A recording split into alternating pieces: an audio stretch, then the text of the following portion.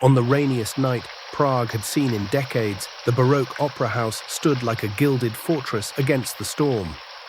Water cascaded from its ornate gutters, while thunder rolled across the cobblestones. Inside, crystal chandeliers swayed as the building groaned under nature's assault. Tonight was the final performance of The Blood Rose, and every seat was filled with Prague's elite, unaware they would soon become prisoners of both weather and murder. In her opulent dressing room, Elena Moreau adjusted her emerald necklace one final time. The French soprano had captivated Prague for 3 seasons, but tonight felt different. Her hands trembled as she touched the velvet curtain cord that separated her private chamber from the corridor. Outside her door, footsteps echoed with purpose. The understudy Katarina paced nervously, while Maestro Heinrich clutched his score with white knuckles. Even the mysterious Baron von Richter had arrived early, taking his usual seat in box 7.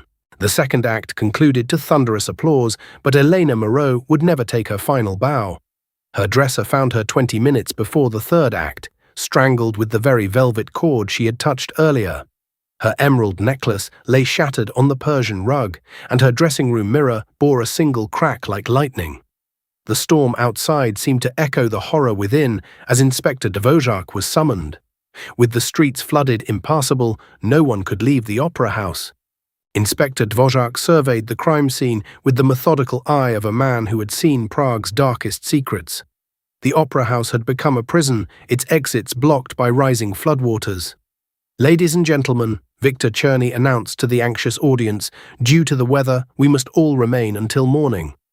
Behind the curtains, 5 suspects harbored secrets that ran deeper than the flooded streets outside. Each had motive, each had opportunity, and each had been near Elena's dressing room when the curtain fell on her life.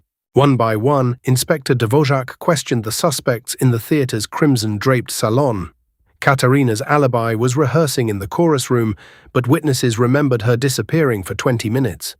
Maestro Heinrich claimed he was reviewing his score, yet his hands bore fresh scratches. Viktor Černý spoke of financial pressures while nervously fingering his pocket watch.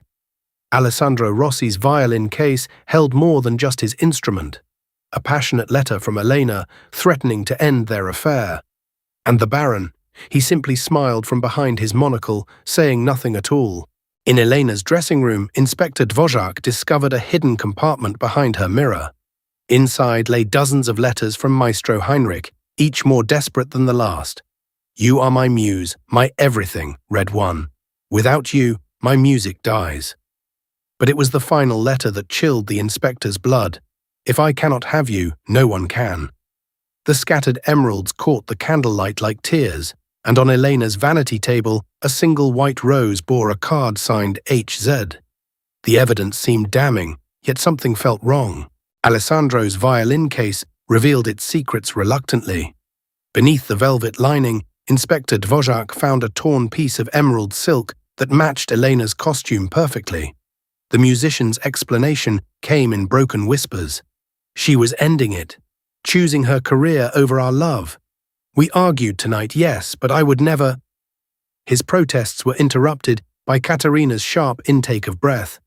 She recognized the silk, for she had sewn the costume herself, adding a hidden pocket where Elena kept her most precious possessions. But what had been in that pocket, and who had torn it away? As thunder shook the chandeliers once more, Inspector Dvořák gathered all suspects in the grand foyer. "One of you killed Elena Moreau," he announced, his voice echoing off the marble columns. "The evidence points in many directions: jealousy, obsession, desperation, passion." His eyes moved from face to face, Katarina's defiant stare, Heinrich's trembling hands, Viktor's sweating brow, Alessandro's haunted eyes, and finally to the Baron, who watched from the shadows like a spectre. "But murder," the inspector continued, "often hides behind the most genteel facade." Inspector Dvořák's gaze settled on Baron von Richter. "You attended every performance, always in box 7, always alone. But tonight, you arrived early enough to visit Elena's dressing room." The Baron's monocle glinted as he stepped forward. "Elena discovered my little secret," he confessed with aristocratic calm. "She found documents in her hidden pocket. evidence of my embezzlement from the Austrian treasury. She threatened exposure unless I funded the opera house's debts. I couldn't allow that. His gloved hands had torn her pocket, scattered her emeralds, and silenced her forever with the curtain cord she had touched in nervous anticipation. By dawn, the storm had passed, and the floodwaters receded, carrying away the secrets of the night. Baron von Richter was led away in chains, his aristocratic mask finally fallen. The Prague Opera House would survive, its debts mysteriously paid by an anonymous benefactor, perhaps Elena's final gift to the art she loved.